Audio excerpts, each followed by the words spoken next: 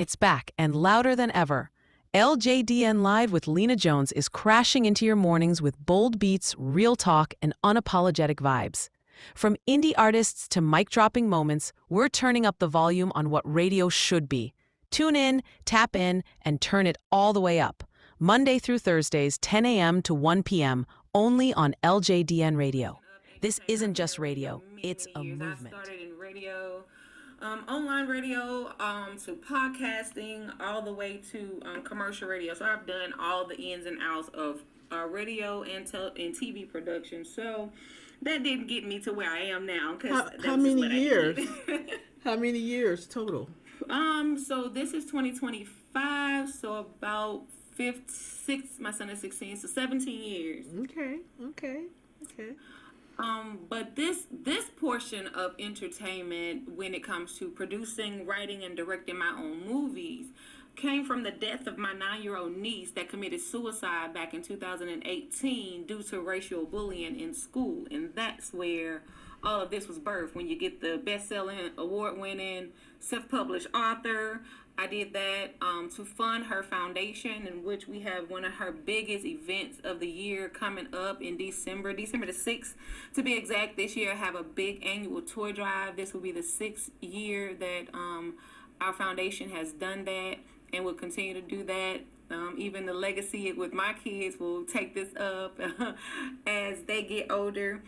So I started writing so that I could fund her foundation, and so it ended up I just kept writing. And then COVID happened, and I did 4 books in 1 year, and then I think I've done a book every since, because I'm going to release book number 7 November the 12th. Wow. I just finished that out last night, so November 12th will be the release of book number 7, and I'm going to turn all my books into movies. And at this point, I have the first 2 books that are actually full feature films that are located on my website that you can stream. Yes, we're going to be picked up here and there in other places, but I'm not going in without negotiations. I already paid for it, so it's my movie, it's my production, it's my words for my books, and so I don't have to rush to sell, because I can raise money and keep filming my own stuff. So and I always put, when I do movie premieres, all of my movies have actually been in theaters, and in some of those theaters they took it and they ran it 6 weeks after the actual premiere. Okay. What is one of the movies that you have that's been out on the big screen? So both of my movies, which are the first 2 books that I have in my 7-book collection series, that I'm going to have so many more. But the first 2 movies, the first one is called What Death Do We Part? The Revenge. That's the movie. The book is just What Death Do We Part? And then we have part 2. And then the movie is What Death Do We Part? Part 2. So why Revenge is the title in the first one? Well, the first time I produced and wrote and directed this movie for book 1, the production company that filmed it stole my movie, and I had to take them to court. So I had to rewrite portions of the film so that we can go ahead and film it and get it out, versus waiting to after we're finished with court. So that's the reason that has a different twist to it, but it is the part 2 is of the part 1, which is called The Revenge. What Death Do We Part? The Revenge. Okay. What state are you in? I am in Georgia. Okay, because I never heard of any of that you're saying, your movies or anything. So that's why I figured you must be in another state. Yes. So, well, that's good. Being able to get your stuff out on the big screen and stuff like that, that's a good thing that moves in a positive direction. I do directing and producing too, but I've done videos, little small stuff. Nothing on a major level, I do have a web series that I hope to come out with this year, and a book. I'm going to write my first book. I said 2025, but it don't look like it's going to happen to 2026. I'm just trying to figure out what to put in there. I don't want to put anything in there that's going to piss somebody off. That's the whole point of me writing. I want to piss them off. No, I mean, every person, their genre is different. So my own genre changed from book two, 1 and 2, to the last, what is this, 5, 6, 5. So it changes. So wherever you start, you may not always finish in that particular genre. Okay. Now, are you familiar with Red Crow Books? It's a comic book. He has made several different movies. I think he's out in the Georgia area too. I'm gonna try and see if I could find his name because his name escapes me right now.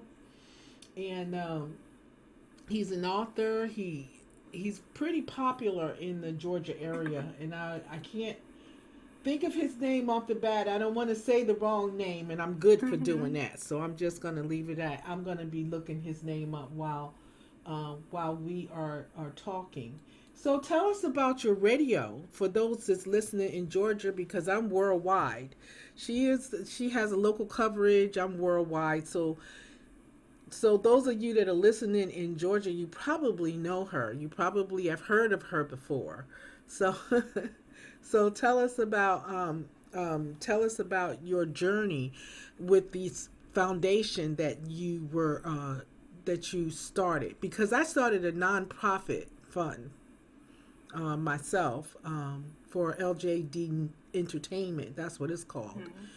And the purpose of my nonprofit is to give grants to independent artists, because I promote music, and everything that I do is about music, and I've dealt with independent artists now for a long time, for a little bit, a few more years below you, maybe like 13 years I've been doing this and dealing with independent artists. But prior to that, see, I'm a techie. I came from a techie background. So that's what I did. For about 25 years, I did techie stuff, computer stuff, marketing, websites, graphic designs, and all that. That's the other part of my service, and I specialize in making audio and video commercials and stuff like that. Okay, so that's pretty much where I remember I talked about you somewhat about that, but I didn't know. So tell us about your radio station and what you do when you come on and all that good stuff. Well, my radio, it's commercial radio, so we are limited a lot with a lot of things versus when I have like my podcast, or if I'm on online radio, is a difference. Yes. But my stuff usually local, covers local stories and events. But we're on TuneIn, so you can hear us anywhere. It's K92.7 FM. And so... Do y'all play music? Do the get out in the community stuff and all of that. Just regular. But the foundation is a nonprofit. It is towards bullying, because again, my 9-year-old niece committed suicide due to racial bullying in school. And so when we do her annual toy drive, we get a lot of names and families of kids that have been bullied, and they, tell us whatever they know about the situation, because you don't ever know the whole truth about the situation until you get all parties at the table and, sit down and have a conversation. But that's not what we're there. We're there to help these kids that are going through bullying or experiencing bullying at the time, that don't give up. There is somebody that is on your side. We are here with you. We're going to help you get through this. Because Mackenzie committed suicide right before the Christmas holiday of 2018. And if she had just hold on about 8 more days, when she went back to school that following January after Christmas, she would have been transferred to another school. But it got too much for her. And she made a decision to go ahead and she stood on business. She's made a decision, and that's what she's done. And from that point, of course, our lives were changed. We were absolutely devastated. The community was shaken. Because I was in radio and media and all of those things, I was able to get her story nationwide. So we had people reaching out from Greece, India, of course, every state in the United States.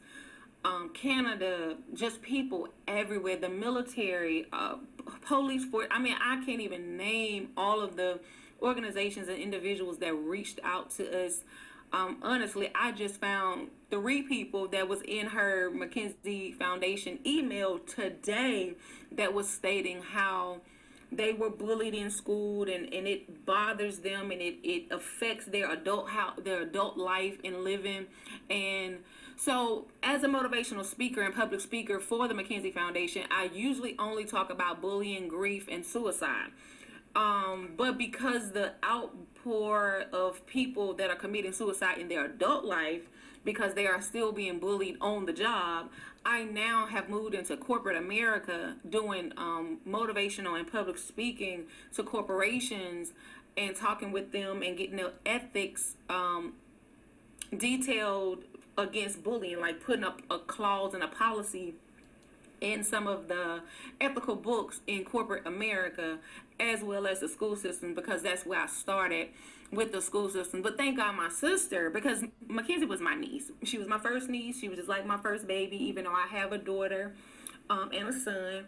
But Mackenzie was like my baby because she was my first niece. And so niecey poos always get spoiled.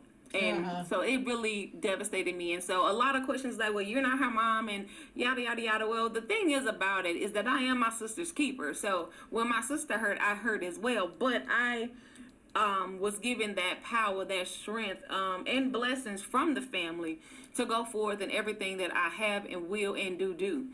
My sister, however, it's been 6 years and she's now getting up the strength, and she's made it to a different level in her grieving process where she can now assist me when we have to speak to people. And most of the time I let her command that stage because this was her baby, not mine.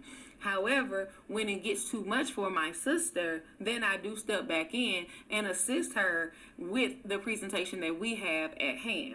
So that's what the McKinsey Foundation does. We are called on many, many times in the middle of the night to a crisis at hospitals, homes, schools, you name it. We have made those calls. Of course, my sister can't be on every call, and of course, I can't always get to them, but I will make time for them the very next day.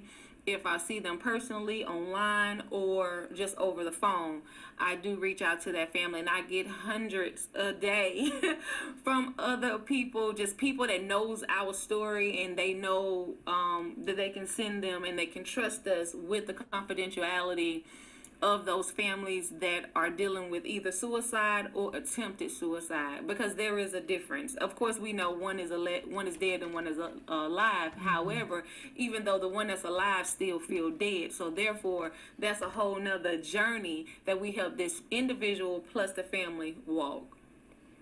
Wow, that's a lot. You said a lot. Well, how old was she when she committed suicide? How old was she? Mackenzie was 9. A 9-year-old? Yes, ma'am. Wow. Well, what did she? I mean, can I ask how did she hung kill herself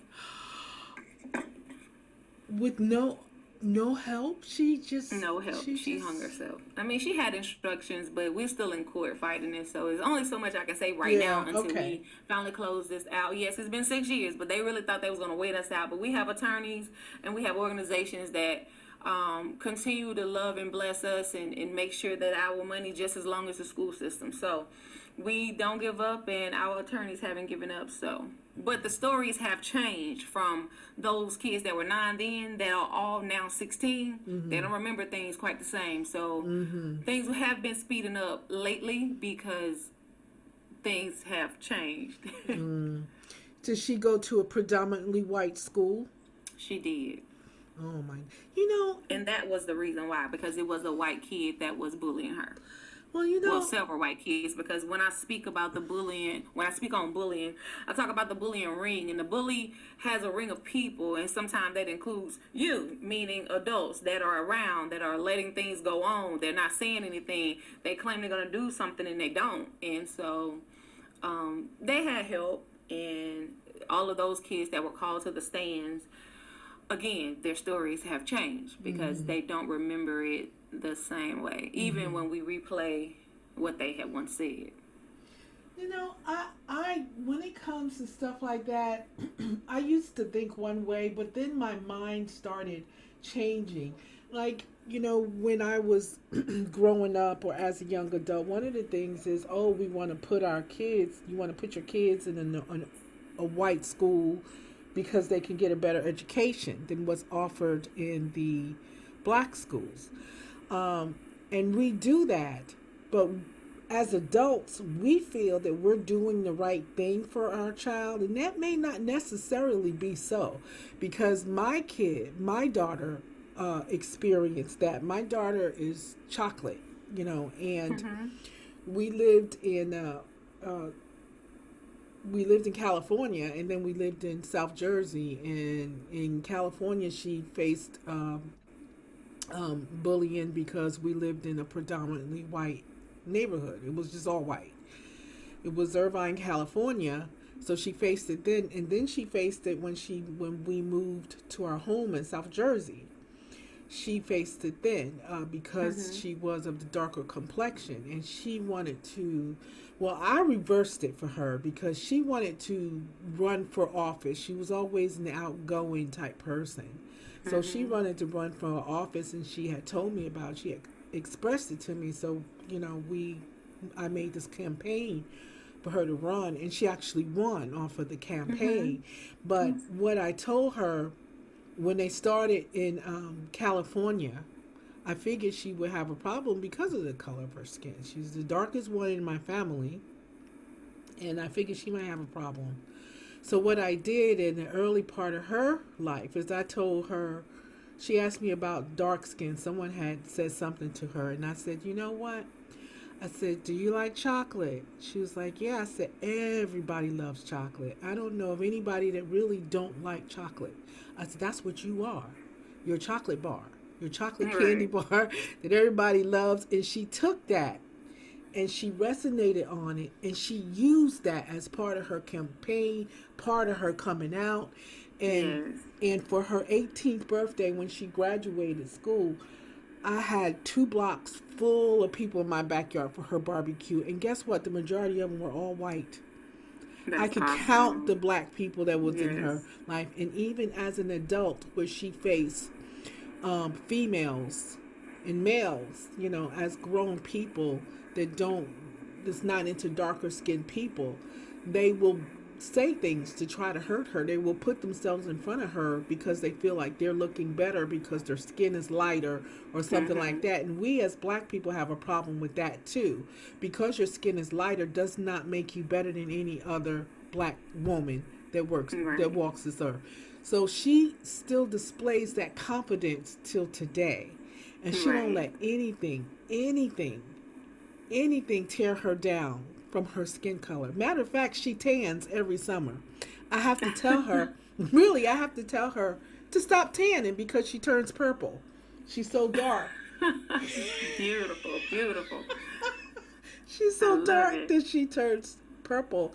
And I think that she would be a great inspiration you know, um, on bullying because she came face to face with it. But because I Right. had instilled in her the beauty and the goodness and the smoothness of a chocolate bar, Right. Right. it, Right. it made her impervious to anything that came up against her. So, Right. I think that's a good foundation that has a good cause. Very, very good cause. I wish you well. I wish you well Thank on the you. foundation, on everything that you're doing. I do. You said these movies can be seen on your website. Mm-hmm. So what website is that they can watch these movies on?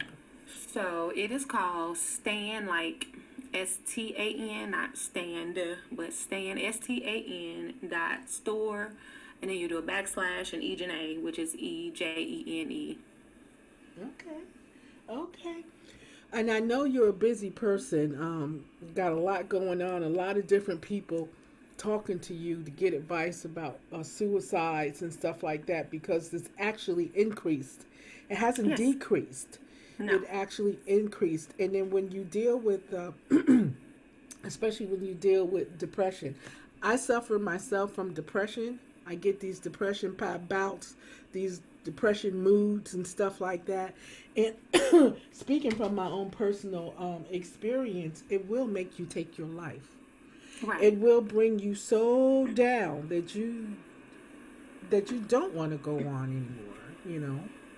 So I am so sorry to hear that happen to your niece.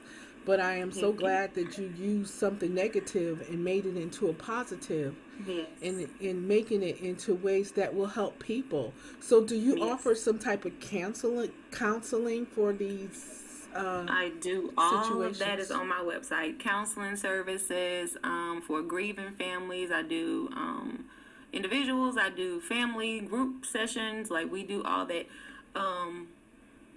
We do a lot.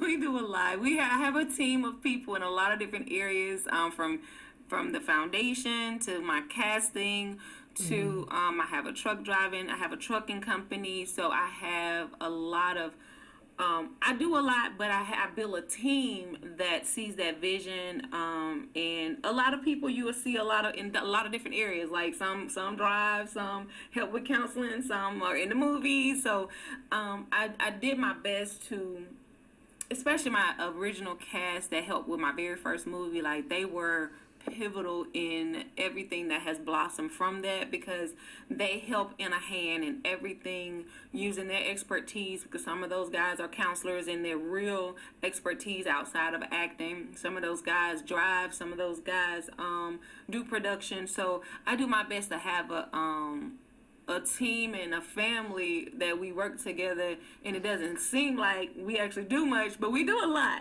And the reason we can't talk about the things that we do is because it is so confidential. It is so near and dear to people's personal hearts. Like, so many families that deal with attempted and even suicide, they feel so embarrassed that they let their family member down that committed, and it's not even 99% of the time it had nothing to do with you. It really, really didn't. Some people, yes, because there were other aspects, family traumas and this and that and the third, but a lot of these things are inward.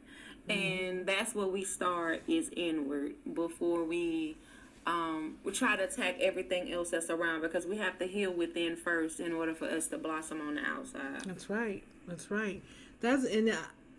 I think what you're doing is such a good thing. And I will tell you, from a person that dealt with depression, dealt with, I can't really say that I really dealt with suicidal thoughts. Now, I've thought about them, but the thing that kept me from being suicidal is that, what if I didn't die? And I just messed myself up for life, and then it depresses you even more. Because if you do that and you don't succeed at it, but you mess up some vital part of your body, you find yourself, you have to you'll become a dependent on someone to take care of you. And that someone that you're dependent on, if you're not capable of going in there to try to take your life again, you won't get a chance to do it, because that person that you're dependent on is not going to allow you to do it. It's not going to. So you live within that misery that you have done to yourself. It's like a double jeopardy almost. It consumes you. Depression will consume your whole body. And my best advice for people that suffer through this thing, don't leave them alone, regardless of what they say. Regardless of what they say, do not leave them alone. If they are not behaving right, if the behavior is off or something like that, you need to try to pick up on that feeling, especially if they're prone to doing this. Pick up on that feeling and don't leave them alone. Stay by their side. Make them laugh. Find something to bring some type of humor or something in, because laughter, people don't realize the power of laughter and smiling. And once Oh, you do absolutely. that, Absolutely. it rises, because depression is on a level. You're on a level and you're going down, down, down, down, down. And things are happening around you that's making you even go further, further, further down. And what you need is, you need something on that level to bring you up. So you may not Right. want to be bothered with people and try to avoid people. You don't want them in your room. You don't want them around you. But if they get that way, that's when you kind of have to force yourself on that person, because their levels are only going down. And if you could do something to make the levels up, either you bring the pet in there that does something silly, or the kid, or you, or someone, bring someone into their life to bring that Right. level back up, Right. you would save a lot of lives and a lot of Right. thoughts. And I just say that from my own personal Right. space, because when I get in that space, I don't want to be around anyone. But I Right. also know that it's because it's a dark space, and the darkness will take you further down. Being Yes. alone just allows the darkness to take you further down. If you don't have the strength to do something, force yourself to do something that you don't want to do. Go out. Maybe you don't want to go out, but go out anyway. Force Right. yourself to do these things, because that takes down your depression levels. Brings up, your depression levels. So that subject talk touches very Yes. deep to me. Yes. And I'm a loner, so Right. when I go through things, I'm usually going through them by myself.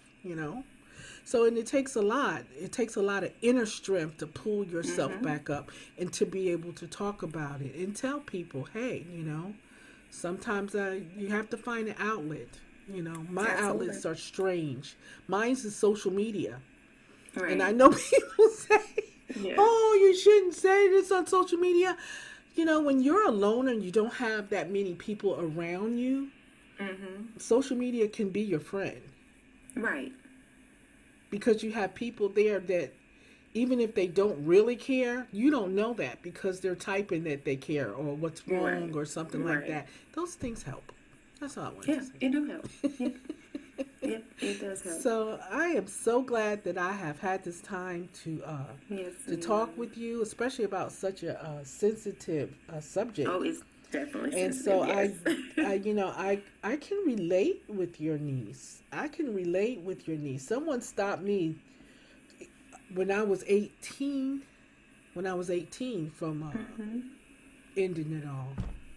I was gonna jump out of a 18th floor building. Oh wow. Mhm. Yeah. Mhm. And I came really close until something said. Something came in my mind and said, "What if you don't die?"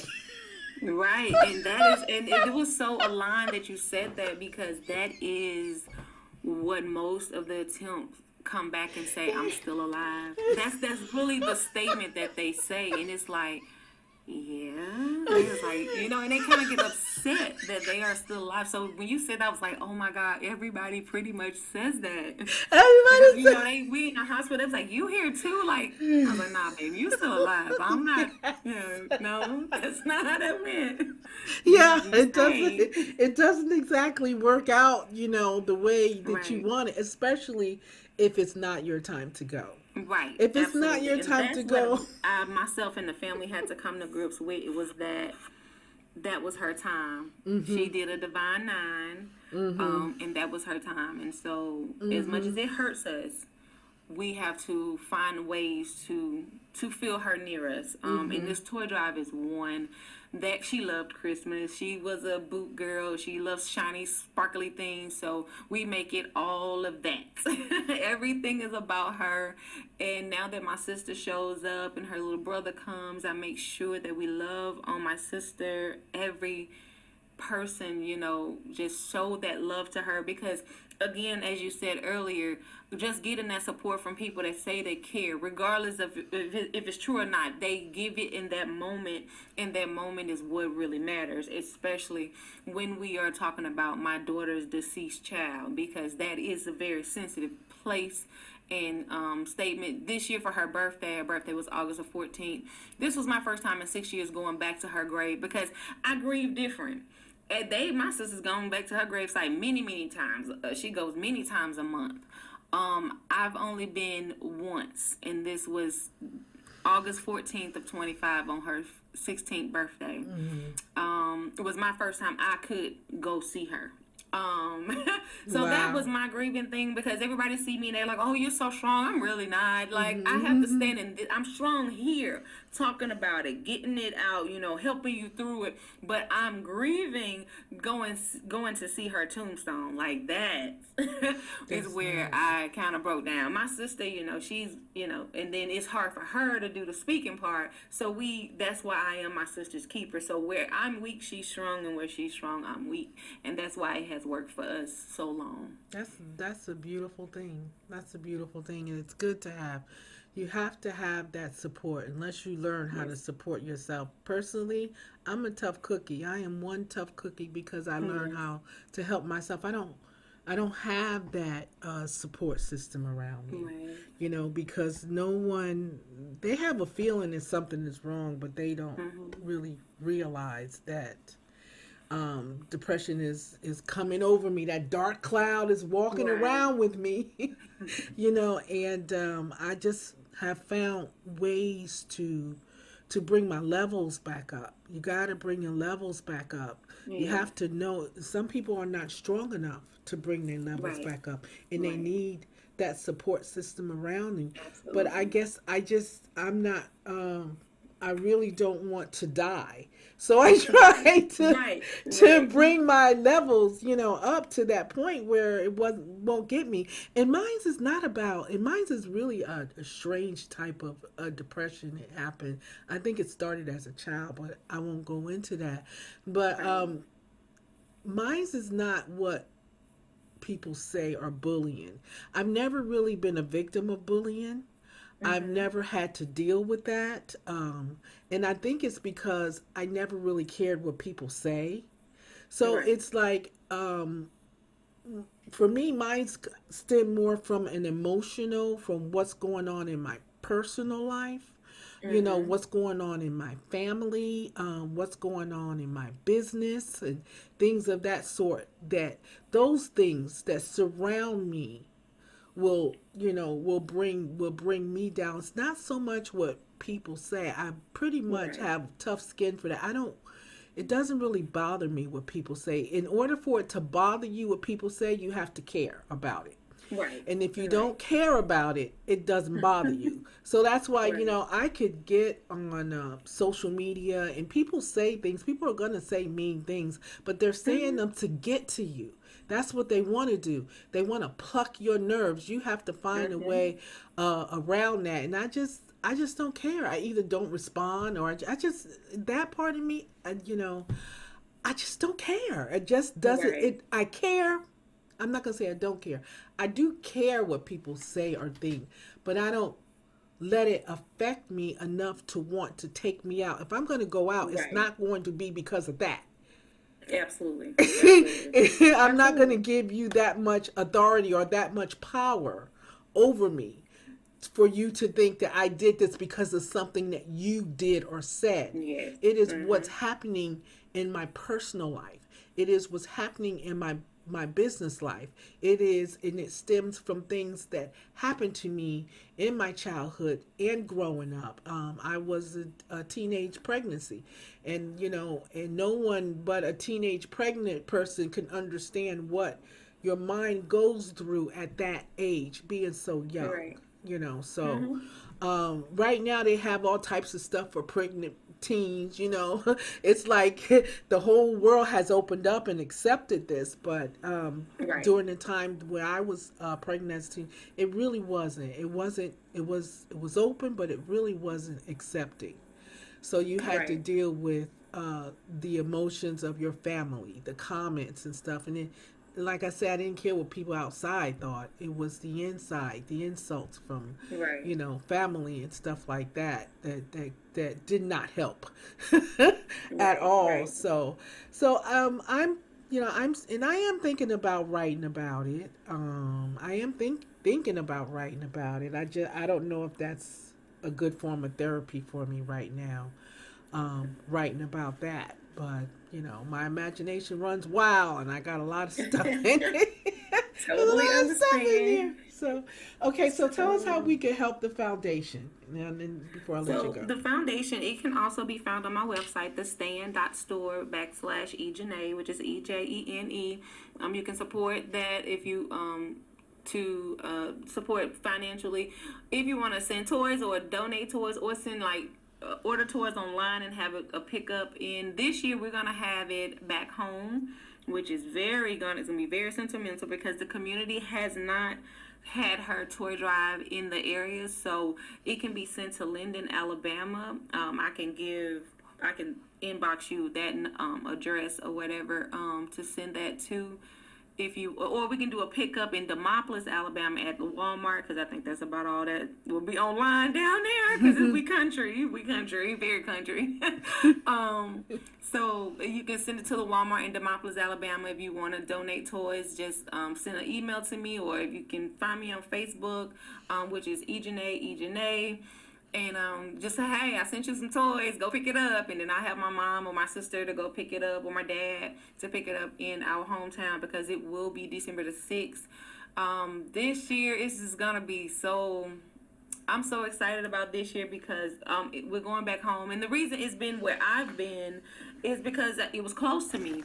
But my sister was like, we should, bring it home so that everybody that was affected 6 years ago can come together and be reminded of what happened, but we will celebrate her and celebrate those that have overcome and that are going through and that's going to heal through this process we call bullying. So I'm super excited about that. But you can support the Mackenzie Foundation through the stand.store/e.jene. She has a whole little section on there that talks about her, that has her own bio, what she was going to be when she grew up. So we still walk and talk sometime as if she's still with us, but she's definitely here in spirit. Most definitely. She's especially when we're all together, it's just... Yeah. She's an angel right now. She's an angel right now. Oh, yes, absolutely. She's definitely an angel. Absolutely. My son, anytime, all the sports that he plays, he really goes for number 9 because he does it for the 9 years he had with his favorite cousin, because they were 6 months apart. And this year he's a junior. They would have been a junior. And he got number 15 because number 9, the senior got it because it meant 9 something for his aunt that passed. And so TJ was like, okay, I understand. And so he wanted to do 18 because 8 + 1 = 9. But his friend got it, and they was going to exchange, but TJ is a little thicker than his friend, so when he put his equipment on, the jersey was too tight, so he couldn't get number 18. So he got 15, and he was very sad. And he was like, Mom, and he gave me the whole story, and he was like, I don't have 15. I said, well, that's perfect. He was like, how? I said, it's y'all junior year. He was like, yes, ma'am. I said, well, when y'all started school, how old would she have been? He was like, 15. I said, exactly. So you have 15 for how old she would have been when you guys became a junior in high school. So he always tried to find purpose in even in sports. Like he is one of the ambassadors, he and my daughter, because they were the ones of the two of her brother and a younger cousin that actually lived life with her for those 9 years, because her and TJ were the same age, and then my daughter was about 5 years older than Mackenzie. So they knew her more and better than her brother and the younger niece that I have. So, yes, wow. That's how you can support. Yes, definitely reach out and support because depression is a horrible thing. It is a horrible thing. If you've never experienced it before, then I say you don't want to experience. Right. If anything, you just have a sad day. Everybody has a sad day or a bad day. That's different. That's a completely different thing from depression. Depression doesn't leave you. It doesn't matter whether it's a good day or a bad day. You're in that cloud. You're in that dark cloud. And until someone reaches their hand in, or you can find the strength to reach your own hand in and pull yourself out, it's a horrible thing. It really is. Thank you so much for sharing that. You're so welcome. Thank you. And as she gave you all her information. Yep. You know where to contact her if you can reach out and support. Please do. Please do reach out and support. And I would, let me know. Send me any flyer that you have that's coming out of an event that you have going on, and I will share it in my network. Okay, perfect. I don't know if we're following each other, but we'll take care of that. But yes, just we will. just send it Yes, to we me, and I will, put it out there on the social media to let people see and let people know, because you need to be aware of it. It doesn't matter. This little girl was 9. She was 9. She wasn't even accountable for her own sins yet.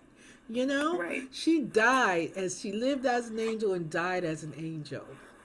So it doesn't matter what your age, your size, your color. Right. Depression don't care.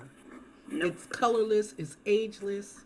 It's just something that if it gets a hold of you, man, it ain't no joke.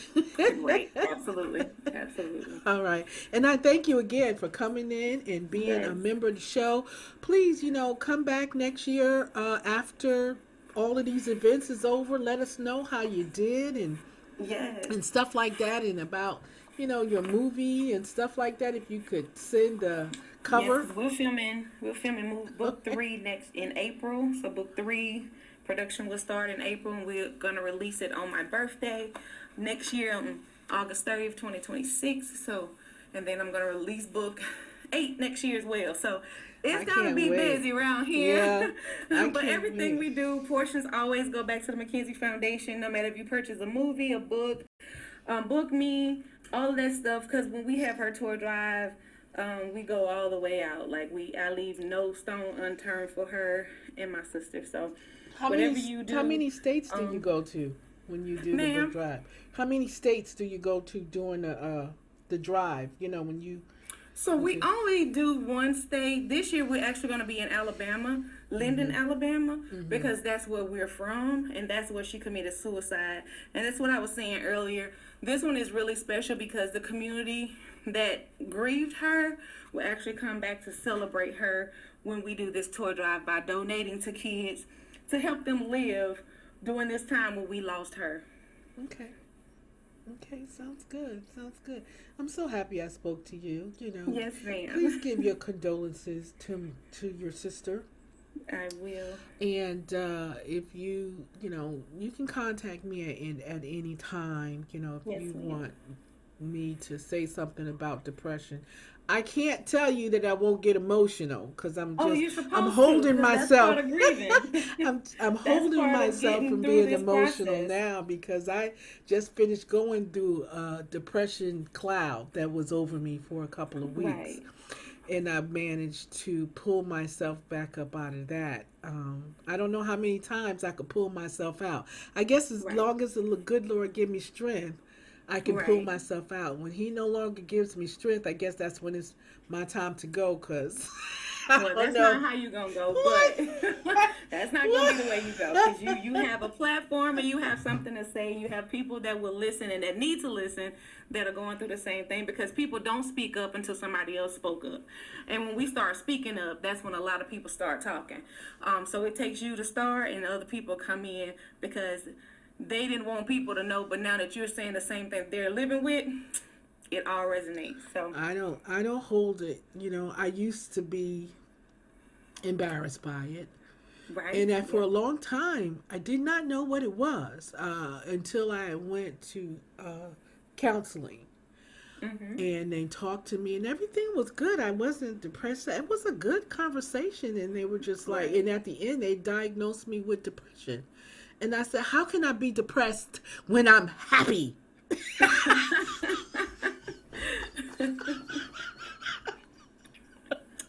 So, but, it takes different forms.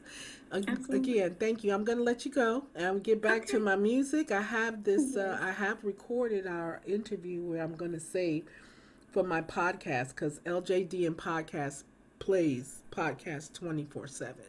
Perfect. So I am going to save this interview as a podcast. This is my first interview that actually went through successfully since I came back to LJDNLive. LJDNLive is a morning show that I started 12 years ago. Right. And Okay. each time, each time it'll stay on, I'll stay on for maybe a year or something like that. Then I'll take a break.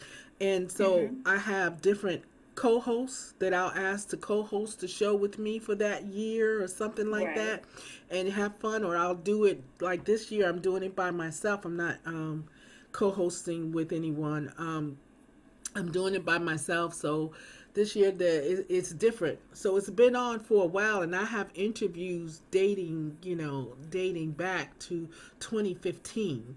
Right. That for Right. that when it was the LJDN show. Now it's LJDN Live, and I thank you for being a Right. guest. And I love the Thank you for subject. having me.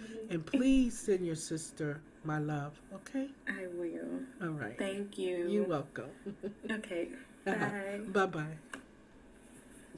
Looking to connect and have your business by a loyal, engaged audience? LJDN Radio is your gateway to communities across the country and around the world. We're not just local, we're global, with listeners tuning in from every corner. What sets us apart? We tailor your advertisement to speak directly to your community, no matter where you are. Whether it's a live show or a podcast, we spotlight your business, amplify local voices, and deliver content that resonates. Our listeners don't just tune in, they show up, engage, and spread the word.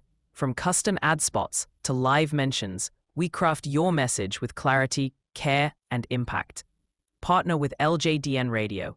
Let us produce your audio or visual commercial and let your brand become part of the story.